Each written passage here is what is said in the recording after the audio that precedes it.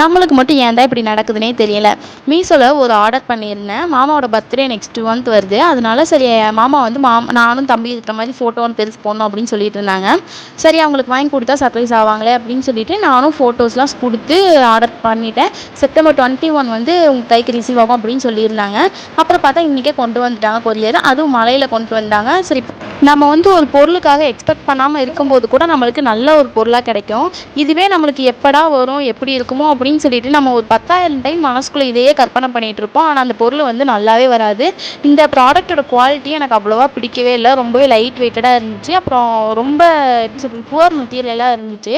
அப்புறம் நான் கொடுத்த ஃபோட்டோ வேறு, அவங்க வச்சுருக்க ஃபோட்டோ வேறு எனக்கு சுத்தமாகவே பிடிக்கல. இந்த மாதிரி நீங்கள் நினைக்கிறதுக்கும் வந்ததுக்கும் சம்மந்தமே இல்லாமல் இருந்துக்கா அப்படிங்கிறத மறக்காம கீழே கமெண்ட்ஸில் மென்ஷன் பண்ணிடுங்க. இந்த ஃபோட்டோ ஃப்ரேம்க்கு எனக்கு செட்டே ஆகாது போல். போன டைம் ஒரு ஃபோட்டோ ஃப்ரேம் ஆர்டர் போட்டு தான் அதுவும் இந்த மாதிரி ஃபோட்டோவே இல்லாமல் வச்சு கொடுத்துட்டாங்க. இந்த டைம் இப்படி பண்ணியிருக்காங்க. சரி ஃப்ரெண்ட்ஸ், நெக்ஸ்ட் இந்த மாதிரி இல்லை இன்னும் ஒரு நல்ல வீடியோவில் பார்க்கலாம். அது முடிக்கும். Until then bye bye from Divya with Pandi.